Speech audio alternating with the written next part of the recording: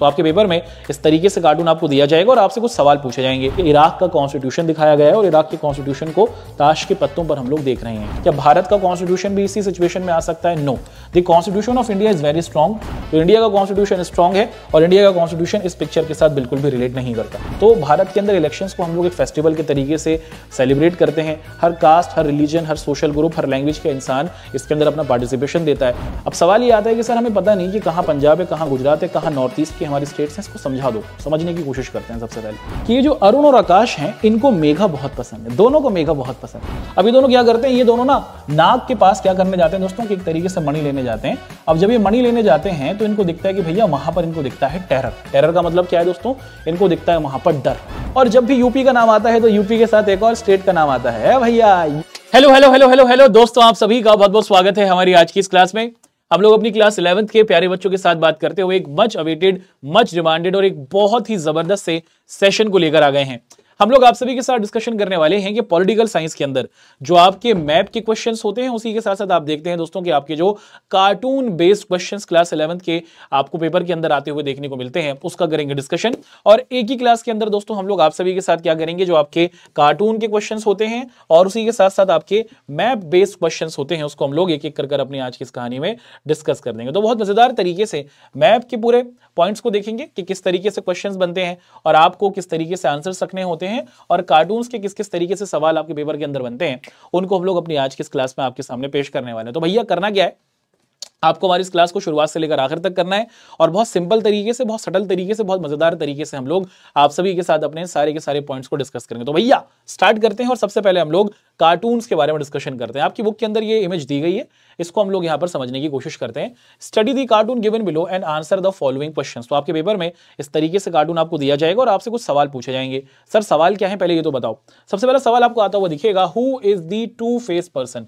यहां पर आप देख रहे हैं दोस्तों कि जो टू फेस पर्सन है ये कौन है, और आपको बताया दोस्तों कि ये भारत के पहले प्रधानमंत्री, the first prime minister of India Jawaharlal Nehru ji हैं। और नेहरू जी को यहां पर आप देखते हैं दोस्तों कि डुअल फेस के अंदर दिखाया गया है ना।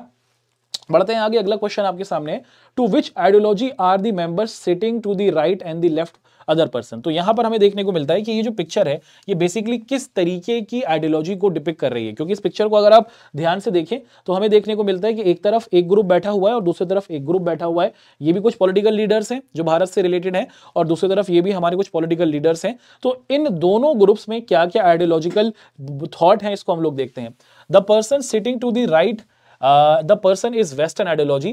तो दोस्तों अगर हम ध्यान से देखें कि वो हमारे लोग जो हमें देखने को मिलते हैं कहां पर दोस्तों, कि वो लोग जो राइट में बैठे हुए हैं ये सारे के सारे वो हैं जो वेस्ट की आइडियोलॉजी को बहुत अच्छा मानते हैं, जिनका मानना है कि जो वेस्टर्न आइडियोलॉजी है या फिर जो वेस्टर्न थॉट है वो काफी ज्यादा अपीलिंग है और उसी थॉट को ज्यादा से ज्यादा इंडिया के अंदर इनकलकेट करना चाहिए। वहीं अगर आप देखें दोस्तों कि जो लोग हमें लेफ्ट की साइड पर बैठे हुए दिखते हैं वो इंडियन कल्चर और इंडियन सिविलाइजेशन या फिर इंडियन अंडरस्टैंडिंग को काफी अच्छा मानते हैं ना। तो राइट वाले आपको दिख रहे हैं दोस्तों, आप देखते हैं कि एक तरीके से वेस्टर्न आइडियोलॉजी को फोकस करने वाले और वेस्टर्न थॉट्स को अच्छा मानने वाले, और लेफ्ट के अंदर जो बैठे हुए लोग हैं वो आपको किस तरीके से दिखते हैं दोस्तों। आप देखते हैं कि उनको हम लोग कंसिडर कर रहे हैं कि वो इंडियन कल्चर को काफी ज्यादा सपोर्ट कर रहे हैं। आप इनके पहनावे से भी इनको डिपिक्ट कर सकते हैं, the one who are wearing kurta kameez, और यहां पर आपको दिख रहा है दोस्तों कि ये लोग पैंट कोट पहने हुए हैं। अगला सवाल आपके सामने है, पूछा जा रहा है दोस्तों कि study the cartoon given below and answer the following question. आपके सामने ये कार्टून है और इस कार्टून से रिलेटेड सवाल आपके पेपर के अंदर बनते हैं, तो इसको हम लोग डिस्कस करते हैं। यहाँ पर आप देख दोस्तों कि इराक का कॉन्स्टिट्यूशन दिखाया गया है और इराक के कॉन्स्टिट्यूशन को ताश के पत्तों पर हम लोग देख रहे हैं। किस किस तरीके से सवाल बनते हैं ये देखते हैं। Which countries constitution is depicted in the cartoon. तो इस कार्टून के अंदर इराक के कॉन्स्टिट्यूशन को दिखाया गया है। अगला, Why the constitution of this country shown like a pack of cards। किसके ताश के पत्तों पर क्यों दिखाया गया है। Iraq constitution is shown as the deck of cards because it base is very weak. क्या आप देखा जाए दोस्तों कि किसी भी चीज की फाउंडेशन अगर स्ट्रांग होती है तो वो अच्छे तरीके से चलता है। यहां दिखाया जा रहा है कि जो इराक का कॉन्स्टिट्यूशन है वो बहुत ही बेस आप देखते हैं कि इनका कमजोर है और इसको किसी भी तरीके से अमेंड किया जा सकता है। जो पावर में होगा वो अपने हिसाब से इराक के कॉन्स्टिट्यूशन को चला सकता है, तो इसीलिए इराक के कॉन्स्टिट्यूशन को आप देखते हैं दोस्तों कि पैक ऑफ कार्ड्स के जरिए इंडिकेट किया गया है। नेक्स्ट क्वेश्चन है, is the basis of constitution of India also similar to that. क्या भारत का कॉन्स्टिट्यूशन भी इसी सिचुएशन में आ सकता है? No, the constitution of India is very strong है ना। और हमारे भारत का संविधान बहुत ज्यादा स्ट्रांग है। There has been a lot of deliberation in making the constitution of India. और आप देखें कि भारत के अंदर आप देखते हैं दोस्तों कि भारत के कॉन्स्टिट्यूशन को हम लोग फ्लेक्सिबल भी कहते हैं, और उसी के साथ साथ इसको क्या बोला जाता है, रिजिड भी बोला जाता है, कि ये लचीला भी है, और उसी के साथ साथ आप देखते हैं दोस्तों कि इसमें चेंजेस भी किए जा सकते हैं। हालांकि जो प्रोसेस है चेंज करने का वो कहीं ना कहीं थोड़ा डिफिकल्ट देखने को मिलता है। तो इसमें चेंजेस हो सकते हैं इंडिया के कॉन्स्टिट्यूशन में, मगर चेंजेस की लाने की जो प्रक्रिया है या फिर जो चेंजेस लाने का जो प्रोसेस है वो थोड़ा थोड़ा डिफिकल्ट देखने को मिलता है। तो इंडिया का कॉन्स्टिट्यूशन स्ट्रांग है, और इंडिया का कॉन्स्टिट्यूशन इस पिक्चर के साथ बिल्कुल भी रिलेट नहीं करता। अगला सवाल, study the cartoon given below and answer the following question. एक पिक्चर आपके सामने है, यहाँ पर बहुत सारे पॉलिटिकल लीडर्स आपको देखने को मिल रहे हैं। इलेक्शन इन द ईयर यहाँ पर इस पिक्चर को दिखाया गया है।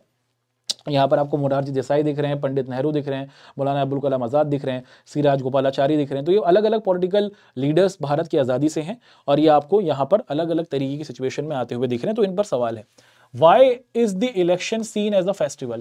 Election is seen as a festival because elections are held after a certain period of all the voters participate in the elected. तो भारत के अंदर इलेक्शंस को हम लोग एक फेस्टिवल के तरीके से सेलिब्रेट करते हैं। हर कास्ट, हर रिलीजन, हर सोशल ग्रुप, हर लैंग्वेज का इंसान इसके अंदर अपना पार्टिसिपेशन देता है, और भारत के अंदर एक तरीके से हमारे यहाँ पर इलेक्शंस एक फेस्टिवल के तरीके से सेलिब्रेट किए जाते हैं, ताकि सबकी इसमें इक्वल रिप्रेजेंटेशन हो सके।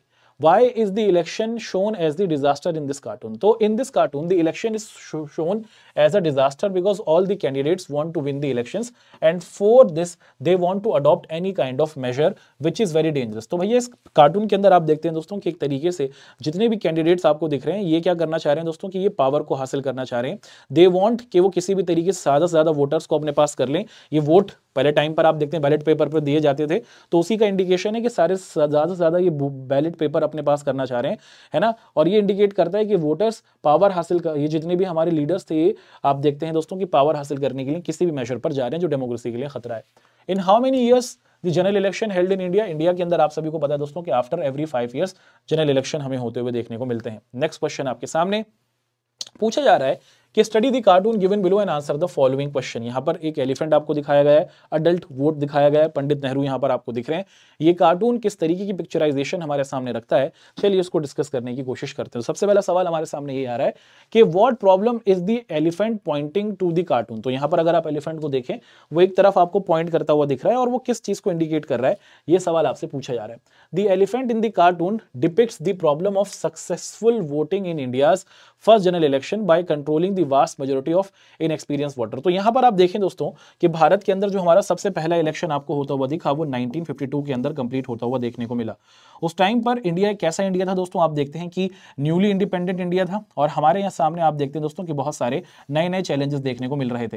पहली बार हमारे यहाँ पर आप देखते हैं दोस्तों कि वोट होने वाले थे, और हमने यूनिवर्सल अडल्ट फ्रेंचाइजी को चलने की कोशिश की थी, यानी कि हर 21 साल से बड़े आदमी को वोट देने का राइट दिया गया था, जिसको बाद में 18 किया गया है। और एक तरीके से ये बहुत ही चैलेंजिंग टास्क था, क्योंकि उस टाइम से पहले तक भारत में कभी वोटिंग हुई नहीं थी। भारत के अंदर आपको कास्ट सिस्टम देखने को मिलता था, डिस्क्रिमिनेशन देखने को मिलता था। अब डेमोक्रेसी के जरिए सबको इक्वल किया जा रहा है। तो एक तरीके से ये दिखता है दोस्तों कि इस बड़े लेवल पर वोट करना, और इंडिया की पॉपुलेशन अपने आप में बहुत बड़ी थी, इंडिया का साइज बहुत बड़ा था, है ना। इस बड़े साइज वाले देश में, बड़ी पॉपुलेशन वाले देश में पहली बार वोट कराने वाले कंट्री है, जहां पर आप देखते हैं दोस्तों कि 85% के करीब जो लोग थे वो आपको कैसे दिखते हैं दोस्तों कि इलिटरेट, यानी कि पढ़े लिखे नहीं दिखते हैं। और इतने ही करीब के जो लोग थे हमारे 85% के करीब जो लोग गरीबी में फंसे हुए थे। तो इन गरीब लोगों को एजुकेट करना और इलेक्शन प्रोसेस को समझाना अपने आप में बहुत चैलेंजिंग टास्क था, जिसको इलेक्शन लीडर्स ने, इलेक्शन कमीशन ने बहुत अच्छे तरीके से किया। Who is drawing the elephant's tail in the cartoon? इसके अंदर आपको पंडित नेहरू कार्टून के अंदर देखने को मिल रहे हैं। Why do we understand by adult franchisee? Adult franchisee का मतलब होता है दोस्तों कि हम लोग राइट देते हैं 18 साल तक की एज के, लेकिन शुरुआत में इसको आप देखते हैं दोस्तों कि 21 एज पर रखा गया था। What is the elephant tail pointing to? Elephant का जो ये टेल है ये किस चीज को पॉइंट कर रहा है? The purpose of pulling the tail is an elephant is prepare unruly voters for the election। तो इस पॉइंट को हमने यहाँ पर आते हुए देखा। एक नेक्स्ट क्वेश्चन हमारे सामने आएगा बेटा, इस क्वेश्चन को हम लोग अच्छे तरीके से आपके सामने रखते हैं और इस सवाल को आपके सामने यहाँ पर पेश करते हैं। तो कुछ क्वेश्चन कुछ इस तरीके से है कि इस पिक्चर को देख के अपने फॉलोइंग आंसर्स को आप लोग देना शुरू कर दीजिए। अलग अलग पॉलिटिकल लीडर्स यहाँ पर हमारे सामने हैं, क्रिकेट का मैच चल रहा है, इस पर आंसर है। What is the cartoon related to? The cartoon is related to the Constitution Assembly and the political philosophy of the Constitution। तो हमारे Constitution Assembly को दिखा रहा है जो भारत के संविधान को निर्मित कर रहे थे।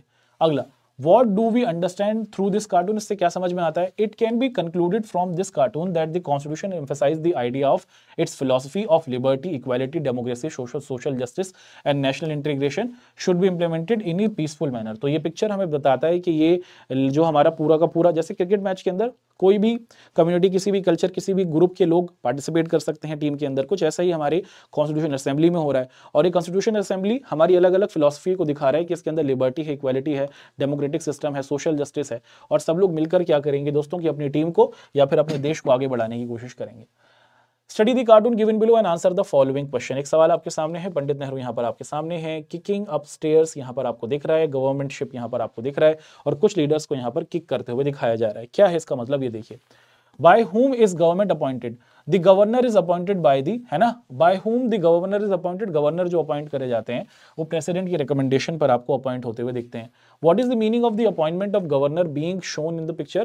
Through this cartoon, it is being told that the governor can be appointed by or moved any time by the government. ये पिक्चर इस चीज को डिपिक्ट कर रही है कि गवर्नमेंट कभी भी क्या कर सकती है, गवर्नर को हटा सकती है और गवर्नर को ला सकती है। ये इस चीज को दिखा रहा है। Does the governor act as an agent of center? Yes, government क्या करता है, जो हमारा गवर्नर होता है ये स्टेट के अंदर एक तरीके से क्या करता है दोस्तों कि ये प्रेसिडेंट के एजेंट के तरीके से काम करता है या फिर सेंट्रल गवर्नमेंट के एजेंट के तरीके से काम करता है, और सारी इंफॉर्मेशन प्रेसिडेंट को देता रहता है कि किस तरीके से हमारी स्टेट चल रही है। Study the cartoon given below and answer the following question. Walkout नहीं, आउट किए गए हैं। एक सवाल यहाँ पर आपको बहुत सारे एमपीज बाहर आते हुए दिख रहे हैं, मेंबर ऑफ पार्लियामेंट, संसद से बाहर।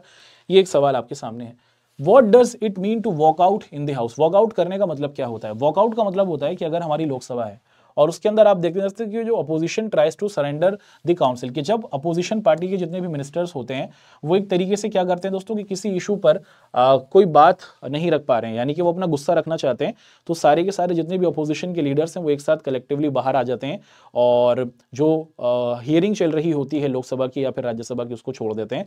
उसी को वॉकआउट कहा जाता है। अगला, Who can expel the members of Lok Sabha, के कौन है जो लोकसभा के जो लीडर मेंबर्स को हटा सकता है? स्पीकर के पास ये पावर होती है कि अगर मेंबर्स किसी तरीके का कोई अनकॉन्स्टिट्यूशनल एक्ट कर देते हैं तो वो उनको हटा सकते हैं। नेक्स्ट क्वेश्चन आपके सामने पूछा जा रहा है कि on what basis the members of parliament can be expelled, कि वो क्या क्या चीजें हैं जिसकी वजह से एमपीस को हटाया जा सकता है।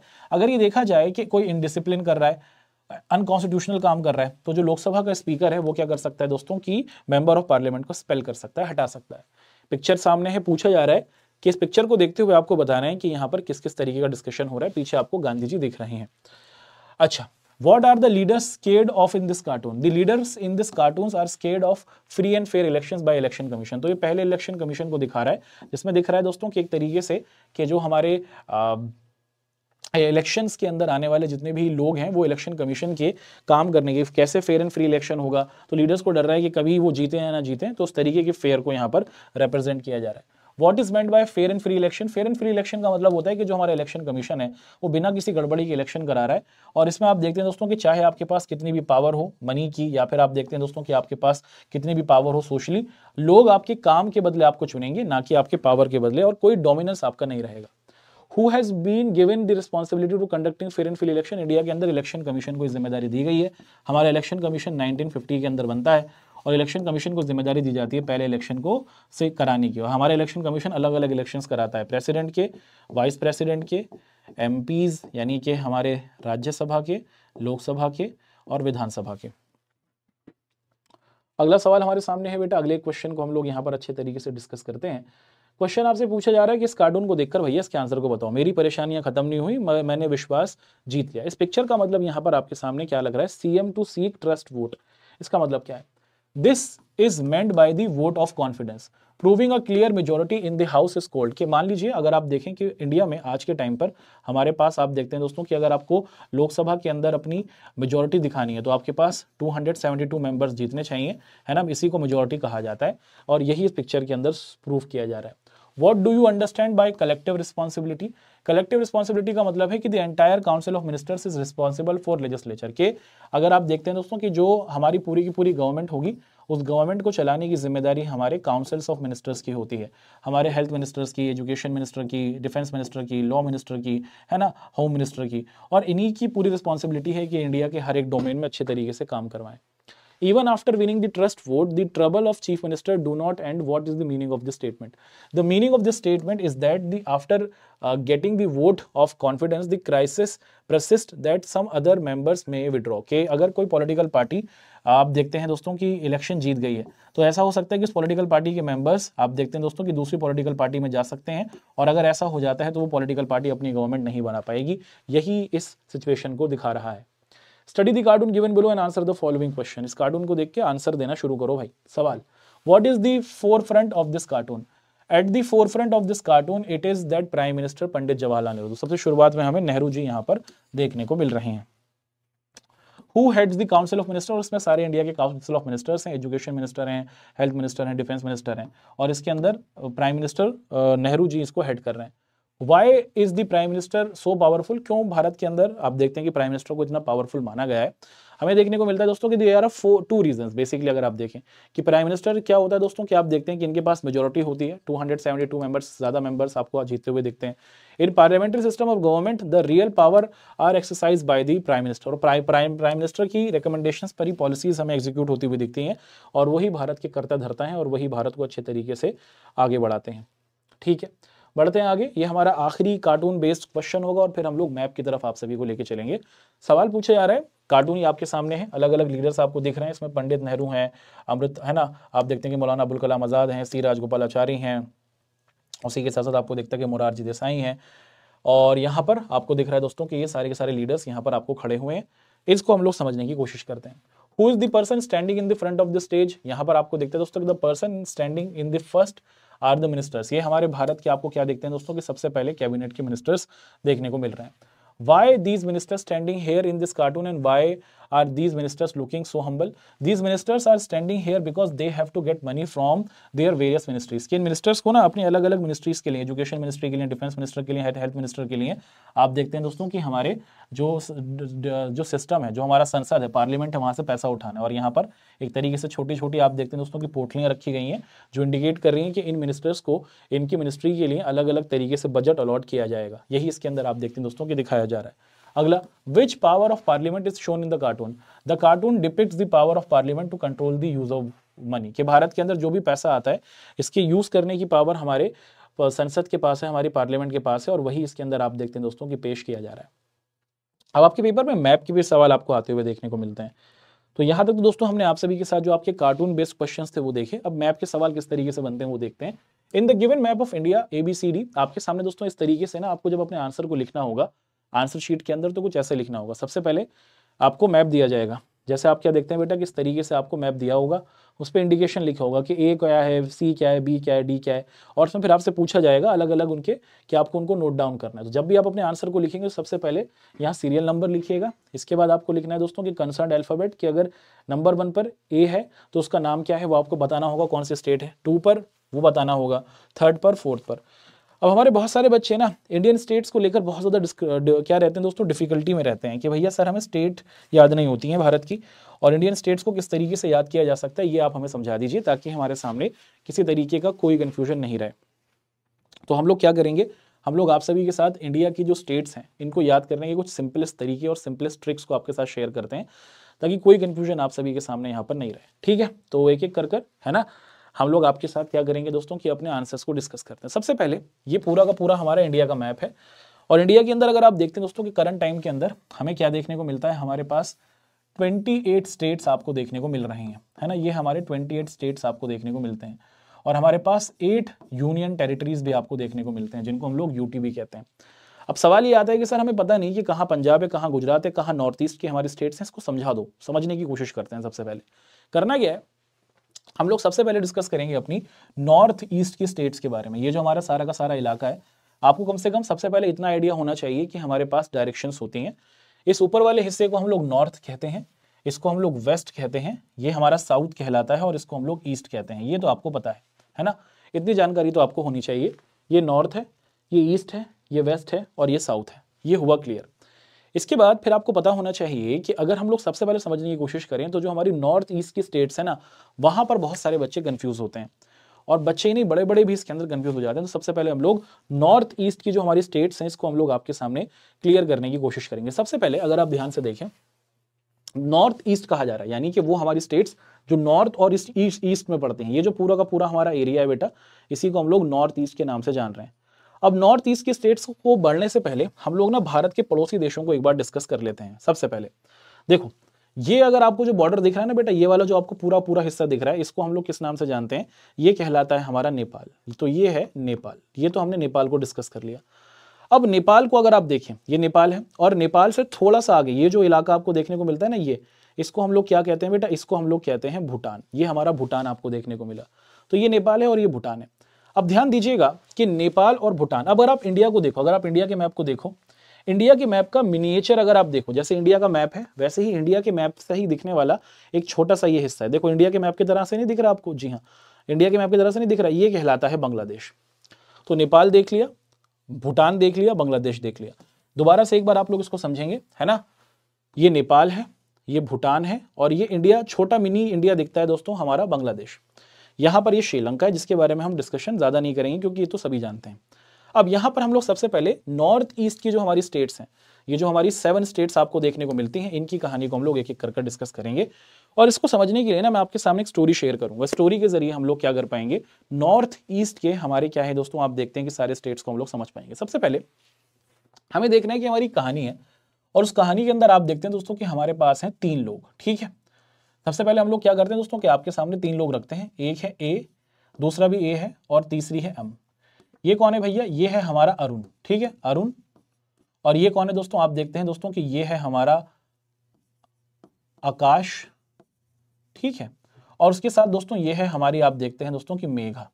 3 है, ये 3 बच्चे हैं, या फिर 3 आप देखते हैं दोस्तों कि 3 अडल्ट्स हैं। मान लीजिए कि 3 बड़े लोग हैं, अरुण, आकाश और मेघा। तीनों एक ही ऑफिस में काम करते हैं। क्या नाम है? 3 लोगों के बारे में हम डिस्कशन कर रहे हैं। एक का नाम है अरुण, एक का नाम है आकाश, और एक का नाम है मेघा।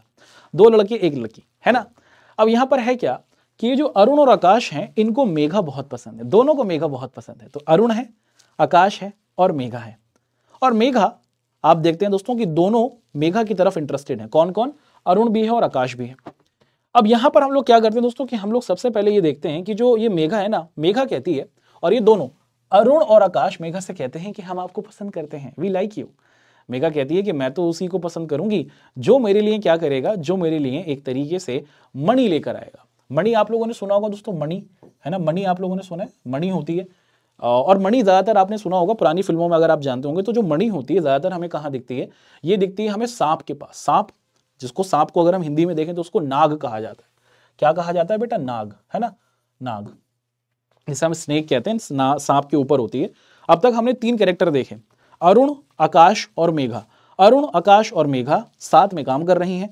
अरुण और आकाश दोनों मेघा को पसंद करते हैं। मेघा से इन दोनों ने बोला कि हम आपको पसंद करते हैं। मेघा ने बोला मैं तो उसी को पसंद करूंगी जो मेरे लिए क्या करेगा, जो मेरे लिए मणि लेकर आएगा। और मणि लेने की कहाँ मिलेगी? मणि मिलेगी दोस्तों, आप देखते हैं कि नाग के पास, है ना? नाग यानी कि सांप के पास। अब ये दोनों क्या करते हैं? ये दोनों ना नाग के पास क्या करने जाते हैं दोस्तों कि एक तरीके से मणि लेने जाते हैं। अब जब ये मणि लेने जाते हैं तो इनको दिखता है कि भैया वहां पर इनको दिखता है टेरर। टेरर का मतलब क्या है दोस्तों?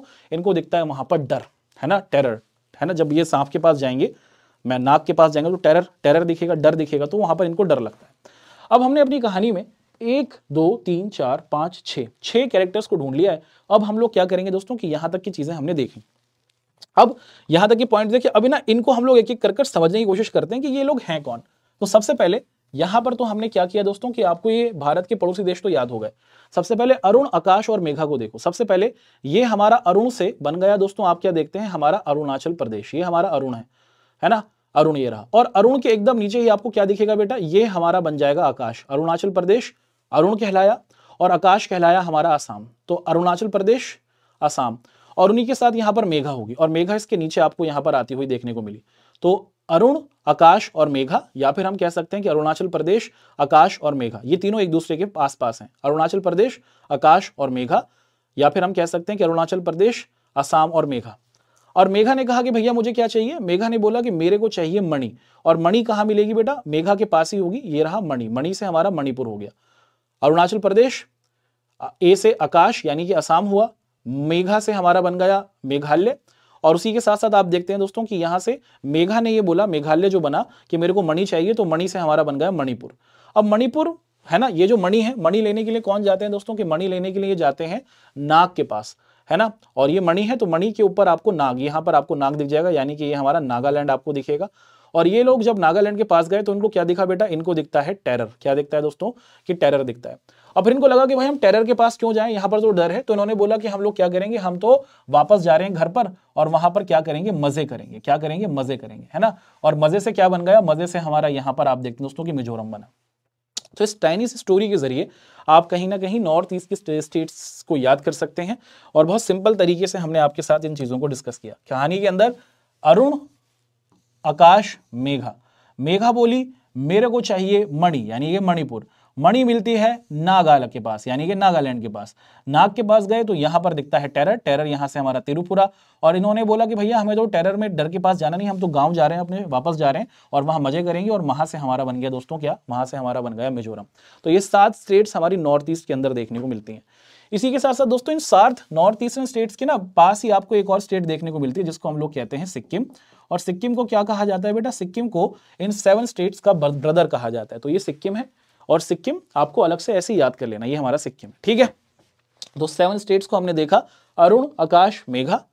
मेघा ने बोला मेरे को चाहिए मणि, यानी कि मणिपुर। मणिपुर के पास जब ये लोग गए तो मणि मिलती है नाग के पास, नाग से बन गया नागालैंड।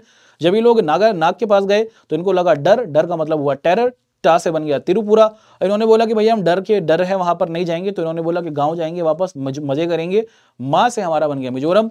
हमारी 7 स्टेट्स आपको यहाँ पर होती हुई देखने को मिली। और उसी के साथ हमारा ये सिक्किम भी आपको आता हुआ देखने को मिला। सिक्किम इन 7 सिस्टर्स का ब्रदर भी कंसिडर किया जाता है। तो ये पॉइंट हमने यहाँ पर आपके सामने डिस्कस किया। अब ना हमें क्या करना है दोस्तों कि अब हम लोग आप सभी के साथ कुछ और पॉइंट्स को आपके सामने यहाँ पर डिस्कस करेंगे। तो ये हमने 7 सिस्टर्स को और सिक्किम को समझ लिया। अब यहां पर हमारे सामने दोस्तों आप देखते हैं कि कुछ एक तरीके से ये हमारा क्या है दोस्तों, ये कहलाता है हमारा ईस्ट कोस्ट और ये कहलाता है हमारा वेस्ट कोस्ट, है ना। ये हमारा वेस्ट की तरफ समुद्र का किनारा और ये हमारा ईस्ट की तरफ समुद्र का किनारा। सबसे पहले हम लोग क्या करेंगे दोस्तों कि आप सभी के साथ अपने ईस्टर्न कोस्ट की तरफ आपको लेके चलेंगे। आप लोगों ने एक वर्ड सुना होगा जिसे बोला जाता है GOAT, गोट। गोट का मतलब बकरी नहीं, मैं वो वाली बकरी नहीं। यहां पर गोट का मतलब पता है क्या है, यहां का गोट का मतलब है ग्रेटेस्ट ऑफ ऑल टाइम। सुना है तुमने, बोलते हैं Virat Kohli is greatest of all time. ऐसे ही हम लोग बोलते हैं दोस्तों कि Lionel Messi is greatest of all time, है ना। ऐसे ही हम बोलते हैं कि Ronaldo greatest of all time, Muhammad Ali greatest. जो खिलाड़ी सबसे बढ़िया होता है अपनी फील्ड के अंदर उसे गोट कहते हैं। अब अपन लोग गोट को क्या कर देंगे, चेंज कर देंगे और गोट से हम लोग क्या बना देंगे, WOAT, वोट बना दिया। अब इससे क्या बन गया दोस्तों कि इससे हमने अपनी ईस्टर्न स्टेट्स को पकड़ लिया। सबसे पहले डब्ल्यू से ये क्या बना, हमारा बन गया वेस्ट बंगाल। ये बांग्लादेश है, इंडिया का छोटा हिस्सा, इंडिया का मिनिएचर, है ना। बांग्लादेश के एकदम बराबर में ही वेस्ट बंगाल। डब्ल्यू से वेस्ट बंगाल बन गया। ओ से हमारा क्या बन गया, उड़ीसा। ए से हमारा क्या बन गया दोस्तों, आप देखते हैं कि हमारा आंध्र प्रदेश बन गया। और टी से हमारा क्या बन गया बेटा, टी से हमारा बन गया तमिलनाडु। तो गोट से जब हमने इसको वोट में कन्वर्ट किया तो ये हमारा क्या बन गया बेटा, आप देखते हैं कि वेस्ट बंगाल, उड़ीसा, आंध्र प्रदेश और हमारा आप देखते हैं दोस्तों कि हमारा तमिलनाडु। क्लियर है। तो यहां तक हमने आप सभी के साथ गोट को कन्वर्ट कर दिया वोट में और ये हमारा बन गया वेस्ट बंगाल, उसी के साथ उड़ीसा, आंध्र प्रदेश और तमिलनाडु। अब इसी के साथ साथ दोस्तों हम लोग क्या करते हैं, हम लोग आप सभी को लेके चलेंगे इस तरफ, हमारे ये वेस्टर्न कोस्ट की तरफ। ये हमारा जो वेस्ट वाला हिस्सा है इस तरफ आपको लेके चलते हैं और इनको समझने की कोशिश करते हैं। वेस्ट के अंदर अगर आप लोगों ने सुना होगा दोस्तों तो यहाँ पर एक बहुत ही छोटी सी स्टेट है जिसे हम लोग कहते हैं गोवा। आप लोगों को इसके बारे में पता ही होगा, गोवा कहा जाता है। और गोवा काफी फेमस है अपनी काजू के लिए, है ना, काजू के लिए। गोवा काफी फेमस है काजू के लिए। एक लाइन है, इसको आप याद कर लीजिएगा तो आपके लिए याद आसान हो जाएगा। क्या बोला जाता है इसे, काजू कतरी गोवा में। हिंदी में ये लाइन है तो it will be very good to remember, है ना। काजू कतरी गोवा में। काजू होता है दोस्तों और काजू कतरी मिठाई बनती है अगर आपको पता होगा। तो काजू से ये हमारा बन गया केरला, कतरी से ये हमारा बन गया कर्नाटका, गोवा से हमारा गोवा ही बन गया और मां से हमारा ये महाराष्ट्र बन गया। तो भैया हमने गोट को वोट में कन्वर्ट किया तो वेस्ट बंगाल, उड़ीसा, हमारा देखते हैं आंध्र प्रदेश और तमिलनाडु बना। काजू कतरी गोवा में से हमने काजू से केरल बनते हुए देखा, कतरी से कर्नाटक बनते हुए देखा, गोवा से गोवा बनते हुए देखा और मां से हमारा महाराष्ट्र बना। अब कितने स्टेट्स रह गए, कुछ ही स्टेट्स हमें देखने को मिलते हैं, उनको हम लोग एक एक कर और डिस्कस करते हैं। अब यहां से हम लोग आपको लेके चलेंगे एकदम टॉप पे। टॉप पे अगर आप जाते हैं बेटा, इसको हम लोग जम्मू कश्मीर कहते हैं। और जम्मू कश्मीर आज के टाइम पर आप देखते हैं दोस्तों कि 2 यूनियन टेरिटरीज के अंदर बट चुका है। ये वाला जो हिस्सा है इसको हम लोग लद्दाख कहते हैं और इसको हम लोग जम्मू एंड कश्मीर के नाम से जान रहे हैं। 2019 से ये ऐसा हुआ है, तो ये आपको याद रखना है, ठीक है। ये हमारा लद्दाख वाला रीजन है और इसके नीचे हमारा ये जम्मू कश्मीर है। लद्दाख और जम्मू कश्मीर के एकदम नीचे यहां पर आपको क्या दिखता है बेटा, ये कहलाता है हमारा हिमाचल प्रदेश, एचपी जिसे बोलते हैं, ठीक है। अब एचपी के नीचे क्या करना है बेटा, यहां पे ना ये हिमाचल प्रदेश है, हिमाचल प्रदेश के एकदम नीचे यहां से तुम्हें पी उठा लेना है, इसको रख दो पी, ये बन गया पंजाब। और ये जो एच है ये यहां पर रख दो, ये बन गया हरियाणा। कितना सिंपल है, समझ में आया। ये एकदम टॉप पे लद्दाख है, इधर हमारा ये जम्मू कश्मीर है, हिमाचल प्रदेश, जम्मू कश्मीर के एकदम नीचे हिमाचल प्रदेश है, ये याद रखिए। हिमाचल प्रदेश में से हमने फिर पी उठा के पंजाब कर दिया इधर, और फिर एच उठा के यहाँ हरियाणा कर दिया। और हरियाणा के पास आपको नन्ना मुन्ना प्यारा सा हमारा दिल्ली दिखता है, दिल्ली हो गया, ठीक है। अब यहां पर ना आप देखते हैं दोस्तों कि हिमाचल प्रदेश के पास हमारी एक स्टेट है जो पहाड़ों की स्टेट है। हमारे भारत में 3 पहाड़ों वाली स्टेट्स आपको दिखती हैं, एक तो जम्मू कश्मीर है, एक हिमाचल प्रदेश है और एक उत्तराखंड है। और उत्तराखंड ना ये साल 2000 में यूपी से अलग हुआ है, अगर आपको पता होगा तो, है ना। तो ये हमारा क्या है दोस्तों, यहां पर आप देखते हैं कि ये हमारा यूपी आपको देखने को मिलता है। तो यूपी पास में, यूपी से अलग होकर उत्तराखंड है। और जब भी यूपी का नाम आता है तो यूपी के साथ एक और स्टेट का नाम आता है भैया, यूपी बिहार ही है, यूपी बिहार आपने सुना होगा। तो जहां यूपी है उसके बराबर में आपको बिहार दिख जाएगा, ये नेपाल है, यूपी के बराबर में आपको ये बिहार है। बिहार से अलग होकर एक स्टेट बना है साल 2000 में जिसे झारखंड कहा जाता है। तो बिहार के एकदम नीचे झारखंड आपको दिख गया बेटा, ठीक है। इसके बाद हमारी कुछ चंद स्टेट्स आपको देखने को मिल रहे हैं। एकदम कोने में यहां पर आप सभी को पता है बेटा कि ये गुजरात हमारा कहलाता है, ये महाराष्ट्र है, महाराष्ट्र के ऊपर ये हमारा गुजरात है। इसके बाद भारत का सबसे बड़ा स्टेट साइज के हिसाब से ये हमारा राजस्थान कहलाता है। अब बचा भारत के एकदम बीच का हिस्सा, ये जो है दोस्तों भारत के एकदम मध्य का हिस्सा, इसको हम लोग क्या कहते हैं, इसको हम लोग मध्य प्रदेश कहते हैं, एमपी बोला जाता है। और मध्य प्रदेश से अलग होकर आप देखते हैं दोस्तों कि हमने अपना छत्तीसगढ़ बनाया साल 2001 में, है ना। तो यहां पर आपने देखा कि हमारी सारी इंडिया की स्टेट्स अलग हो गई, लेकिन आंध्र प्रदेश से अलग होकर साल 2014 में एक स्टेट बनी है जिसको हम लोग तेलंगाना कहते हैं। तो ये हमारा तेलंगाना भी आपको बनता हुआ दिखा। और कुछ इस तरीके से हमने भारत के 28 स्टेट्स को आपके सामने डिस्कस कर लिया। अब हमारे कुछ यूनियन टेरिटरीज भी होते हैं, उनको भी एक बार डिस्कस कर लेते हैं। यूनियन टेरिटरीज कुछ ऐसे इलाके जहां पर हमारी सेंट्रल गवर्नमेंट का पूरा आप देखते हैं दोस्तों की कंट्रोल होता है, तो उनको हम लोग डिस्कस करते हैं। 8 हैं टोटल। पहला लद्दाख एक यूनियन टेरिटरी, दूसरा जम्मू कश्मीर यूनियन टेरिटरी, तीसरा दिल्ली हमारा एक यूनियन टेरिटरी, चौथा चंडीगढ़ हमारा एक यूनियन टेरिटरी, ठीक है बेटा। पांचवा आप देखते हैं दोस्तों कि हमारा दादर नागर एंड दमन द्वीप है ना, ये हमारा पांचवा। और छठवा आपको दिखता है हमारा लक्षद्वीप, सातवां आपको दिखता है हमारा अंडमान निकोबार, और आठवां आपको दिखता है हमारा पुडुचेरी, है ना। तो ये हमारे 8 आप क्या देखते हैं दोस्तों कि हमारे यूनियन टेरिटरीज आपको देखने को मिले हैं भारत के अंदर। तो 28 स्टेट्स किस तरीके से याद रखने हैं, अरुण, आकाश, मेघा, मेरे को मणि लाके दो, मणि मिलेगी नाक के पास जाएंगे मिलेगा टेरर, टेरर को छोड़ के हम लेंगे मजे, वापस आएंगे तो वहां पर सिक्किम ऊपर बैठने को मिल जाएगा। गोट को कन्वर्ट कर दिया वोट के अंदर। उसके बाद काजू कतरी गोवा में, केरल, कर्नाटक, गोवा और महाराष्ट्र। उसके बाद एकदम ऊपर लद्दाख, जम्मू कश्मीर, ये हमारा हिमाचल प्रदेश, यहाँ से पी उठा के पंजाब, एच उठा के यहाँ पर हरियाणा, और हिमाचल प्रदेश के बराबर में ही उत्तराखंड यूपी से अलग हुआ है, जहां पर यूपी वहां पर बिहार से अलग होकर झारखंड बना है, झारखंड है। उसके बाद भारत के एकदम मध्य में मध्य प्रदेश से अलग हुआ है छत्तीसगढ़, और आंध्र प्रदेश से अलग हुआ है तेलंगाना। भारत के 28 के 28 राज्य आपने समझ लिया। अब भैया बल्ले बल्ले, ठीक है। अब यहां पर आपको स्टेट्स की पहचान तो हो गई है। अब सिंपल काम आपको करना है बस, है ना। आपके पेपर में कुछ इसी तरीके से चीजें आपको आती हुई दिखेंगी। 2-4 बार आप प्रैक्टिस करेंगे जिस तरीके से मैंने आपको बताया, so it will be easier for you to remember it. आपके लिए बहुत इजी होगा चीजों को समझ पाना। अब करना क्या है भैया, एक बार ना आपको यहाँ पर एक तरीके से आपके सामने यही सवाल आ रहे हैं, आपसे पूछ रहे हैं ये वाला कौन सा स्टेट है, आपको पता है क्या है, आपको पता है कि इसको यूपी बोला जाएगा। आपसे पूछा जा रहा है कि ये वाला कौन सा स्टेट है, आपको पता है काजू कतरी गोवा में मतलब महाराष्ट्र है ये वाला। इसी के पास काजू कतरी यानी कि ये कर्नाटक है अपन का, उसी के साथ ये क्या है, ये आंध्र प्रदेश है, तो ये तेलंगाना है। और आपको स्टेट्स के नाम यहाँ पर बिल्कुल पता चल गए, है ना। कुछ इस तरीके से आप क्या करेंगे बेटा, अपने सारे आंसर्स को डिपिक्ट कर लेंगे। तो आंसर आप किस तरीके से लिखेंगे, ऐसा कि ए के ऊपर अगर आप देखें कि यहाँ पर ए पर आपको यूपी दिख रहा है, तो आपने यहाँ पर उत्तर प्रदेश लिख दिया। ऐसे ही बी पे आप क्या देखते हैं दोस्तों कि बी हमारा ये क्या है, बी यहाँ पर आप देखते हैं कि हमारा कर्नाटक है, तो आंसर शीट में ऐसे लिखिएगा।